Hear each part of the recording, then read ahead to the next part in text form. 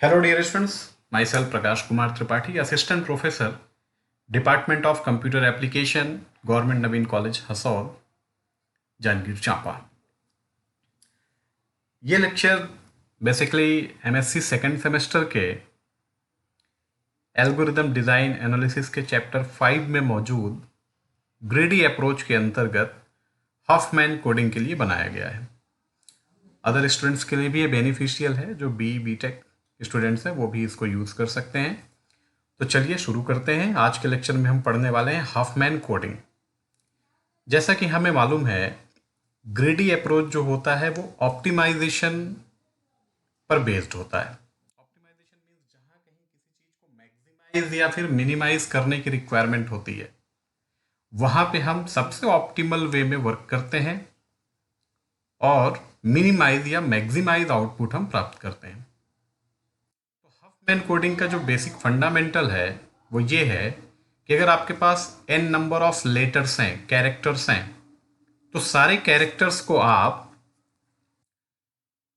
Fixed length code ना provide करके सभी को variable length unique code provide करिए। और कोड प्रोवाइड करते समय ध्यान ये रखना है कि जो कैरेक्टर आपका किसी पर्टिकुलर मैसेज में सबसे ज़्यादा बार आ रहा है उसको हम मिनिमम बिट कोड प्रोवाइड करें, और जिसकी फ्रिक्वेंसी सबसे कम है उसको जो भी मैक्सिमम लेंथ अवेलेबल है वो हम प्रोवाइड कर दें। ठीक है। तो जो हॉफमैन कोडिंग है, इसमें हम एक ट्री कंस्ट्रक्ट करते हैं जिसे हॉफमैन ट्री कहते हैं, और उस हॉफमैन ट्री के अकॉर्डिंग ही हम 0 1 के बेसिस पे हर लेटर को एक यूनिक कोड प्रोवाइड करते हैं। पर ध्यान ये रखना है हमें कि जो लेटर जिसकी फ्रिक्वेंसी सबसे कम है उसको हम ज़्यादा बिट का कोड दें, और जिसकी फ्रिक्वेंसी ज़्यादा है उसको हम कम बिट का कोड दें। तो इससे ये होगा कि ज़्यादा फ्रिक्वेंसी वाला लेटर मीन्स जो लेटर ज़्यादा बार आ रहा है, अधिक बार आ रहा है, उसको नंबर ऑफ बिट्स हम क्या करेंगे, कम प्रोवाइड करेंगे, जिससे टोटल लेंथ में उस पर्टिकुलर लेटर के लिए यूज होने वाली कंप्लीट बिट्स का साइज भी कम होगा। ठीक है। तो Huffman tree is a tree oriented encoding technique to assign unique variable length binary code to each character। Means इसमें हम एक ट्री कंस्ट्रक्ट करते हैं और उस ट्री को हम हफमैन ट्री कहते हैं।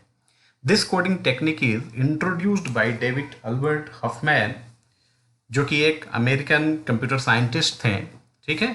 और ये हफमैन कोडिंग प्रोवाइड करने के पीछे उनका मूल मकसद जो था वो था डेटा कंप्रेशन करना। डेटा कंप्रेशन मीन्स अगर हमारे पास n नंबर ऑफ बिट्स का कोई डेटा दिया गया है तो हम कोशिश करें कि वो m नंबर ऑफ बिट्स में कन्वर्ट हो जाए, और जो m हो आपका वो n से लेस देन या इक्वल हो। कोशिश ये करते हैं कि वो लेस देन ही रहे। ठीक है। तो इसमें एक टर्म यूज हुआ है lossless data compression. Lossless data compression का मतलब ये है कि जब आप डेटा को कंप्रेस करते हैं तो कंप्रेशन इस तरीके से होना चाहिए कि कोई भी कैरेक्टर अपने मीनिंग को ना खोए। कहने का मतलब जितने लेटर्स को आप कंप्रेस कर रहे हैं, जब आप उसको डिकम्प्रेस करें तो वो सारे लेटर्स रिकवर हो जाएं। ठीक है। तो जो हाफमैन कोडिंग है इसका यूज़ डेटा कंप्रेशन में ही किया जाता है, और इस कंप्रेशन का जो मूल मकसद है, कंप्रेशन करने का मूल मकसद जो है वो ये है कि जब आप ट्रांसमिशन करते हैं डेटा का नेटवर्क के थ्रू, तो जितने ज़्यादा डेटा रहते हैं उनमें ट्रांसमिशन टाइम उतना ही लगेगा और ट्रांसमिशन कॉस्ट भी हाई होगा। तो हम एक काम करें, जो आपके पास डेटा मौजूद है उस लार्ज अमाउंट ऑफ डेटा को आप चाहें तो कंप्रेशन के through minimum number of bits में कन्वर्ट करते हुए कम से कम डेटा में एनकोड कर सकते हैं। ठीक है। तो जो बेसिक आइडिया है हॉफमैन कोडिंग का वो क्या है, जितने भी कैरेक्टर आपके पास मौजूद हों उसमें जिस कैरेक्टर के फ्रिक्वेंसी ज़्यादा होगी या जिस कैरेक्टर की प्रोबेबिलिटी उस मैसेज में ज़्यादा होगी उसको हम मिनिमम बिट कोड प्रोवाइड करेंगे। ठीक है। तो जब कभी कोई मैसेज दिया रहेगा तो उसमें लेटर जो होंगे उन लेटर्स की फ्रिक्वेंसी होगी या लेटर की प्रोबेबिलिटी होगी, उस लेटर की फ्रिक्वेंसी या प्रोबेबिलिटी के अकॉर्डिंग उसको हम मिनिमम कोड प्रोवाइड करेंगे। तो चलिए एक एग्जाम्पल लेते हैं और उस एग्जाम्पल के थ्रू हम हाफमैन कोडिंग को डिस्कस करते हैं।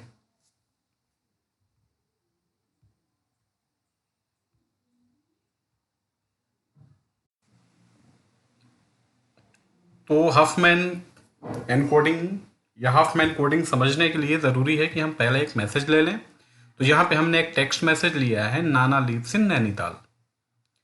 तो जैसा कि हॉफमैन कोडिंग का नेचर है कि जिसकी फ्रीक्वेंसी, जिस लेटर की फ्रीक्वेंसी ज़्यादा होगी उसको हम मिनिमम बिट कोड प्रोवाइड करेंगे। तो आप पहले जितने मैसेज आपके पास है, जो भी मैसेज, उसमें काउंट कर लीजिए कितने लेटर्स हैं। तो यहाँ पे आप देखिए स्पेस को अगर हम इंक्लूड करें तो यहाँ पे 3 स्पेस हैं और बाकी लेटर्स को काउंट करें तो टोटल 23 लेटर्स यहाँ पे दिए गए हैं। हर एक लेटर की हम फ्रीक्वेंसी को यहाँ पे नोट कर लेते हैं। तो हमारे पास जैसे फ्रीक्वेंसीज दी गई हैं तो उन फ्रीक्वेंसी में आप देखिए ए 5 बार आया है, एन 5 बार आया है, आई 4 बार आया है, स्पेस 3 बार आया है। ऐसे करते हुए फ्रीक्वेंसी वाइज है ना, डिक्रीजिंग ऑर्डर में आप अरेंज कर लीजिए डेटा को। अब इसके बाद जो प्रोसेस है हाफमैन ट्री कंस्ट्रक्शन का, क्योंकि हाफमैन ट्री पहले कंस्ट्रक्ट होगा फिर आप कोड असाइन करेंगे।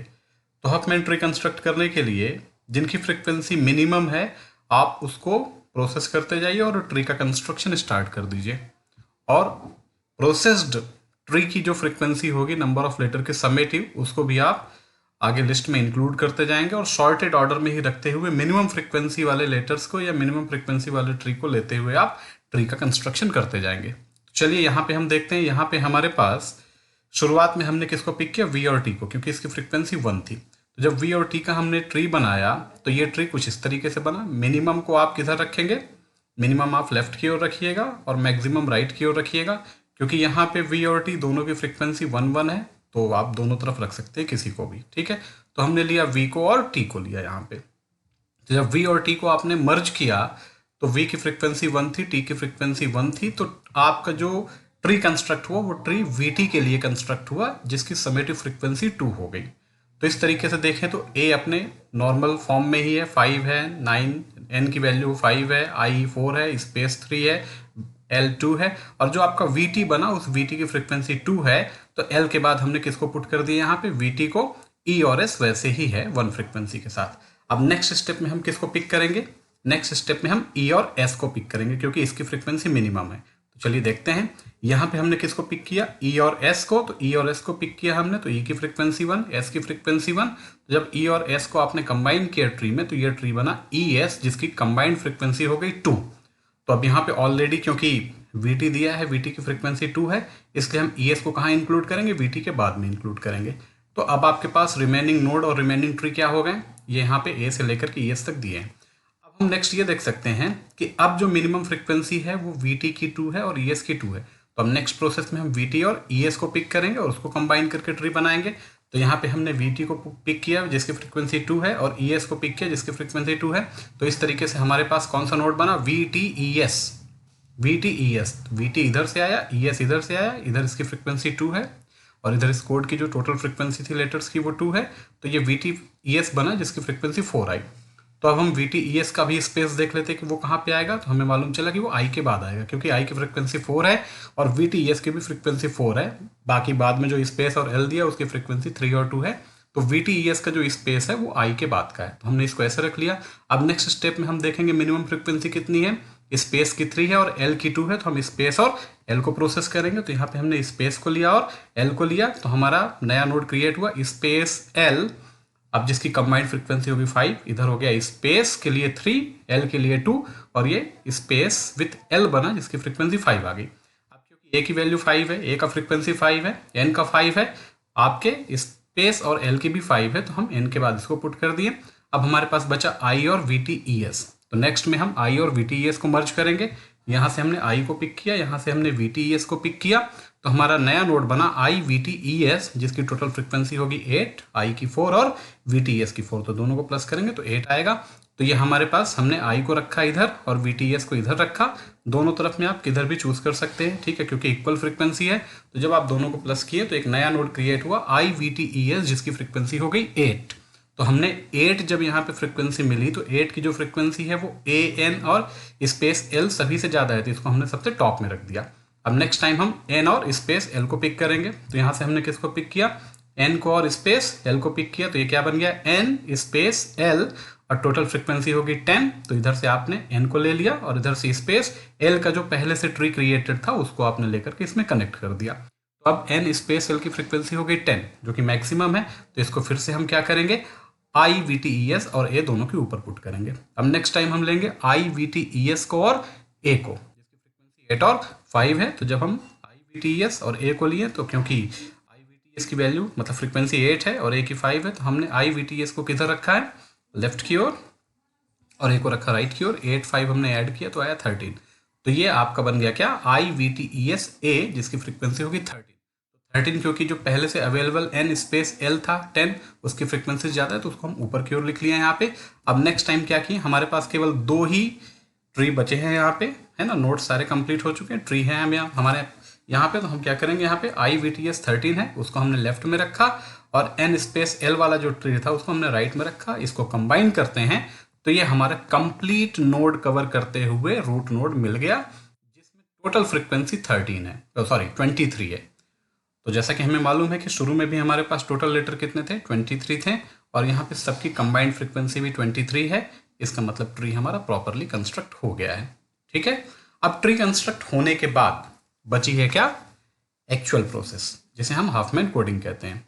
तो हाफमैन कोडिंग का जो फंडा है वो क्या बोलता है कि जितनी भी लेफ्ट ब्रांच आपकी हैं उनको आप 0 असाइन कर दीजिए, और जितने भी राइट ब्रांच हैं आपके उसको आप 1 असाइन कर दीजिए। इंटरचेंजेबली भी आप ले सकते हैं, लेफ्ट को आप 1 ले लीजिए और राइट को 0 ले सकते हैं, तो कोई भी ऑप्शन ले लीजिए, लेकिन यूनिफॉर्मेलिटी होनी चाहिए। लेफ्ट को अगर आप 1 असाइन कर रहे हैं तो राइट को 0 करिए। ठीक है, तो चलिए आप कोड असाइन करते हैं यहाँ पे।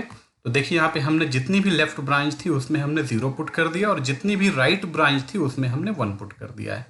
तो चलिए हाफमैन कोड कैसे निकालेंगे उसको देखते हैं। जैसे हम ए की बात करें, ए का हाफमैन कोड निकालना है तो ए यहाँ पे है, तो आप रूट से देखना चालू करिए, रूट से सारी ब्रांचेस लेते हुए पहुंचिए ए तक, और जितने भी 0 1 के कोड मिले उनको। तो यहाँ पे जितने भी नोड्स आपके पास मौजूद हो उसमें जो लेफ्ट की ओर की ब्रांच है उसमें आप 0 कोडिंग करेंगे और राइट में आप 1 की कोडिंग करेंगे। तो आप जैसे ए का आप हाफमैन कोड निकालना चाहते हैं तो रूट से लेकर के ए तक पहुंचने के लिए जितने भी आर्क्स हैं आपके उसके कोड्स को असेंबल कर लीजिए। तो यहाँ पे देखिए 0 और 1, तो ए का कोड हो गया 0 1। वैसे हम बात करें एन की तो एन का कोड होगा 1 0। ऐसे हम बात करें आई की तो आई हमारे पास कहाँ पे है, आई यहाँ पे है, तो आई का कोड क्या होगा 0 0 0। इस तरीके से हम सभी का कोड क्या करेंगे, फाइंड कर लेंगे। जैसे एग्जांपल के लिए एस का कोड हमें चाहिए, तो एस का कोड क्या मिलेगा 0 0 1 1 1।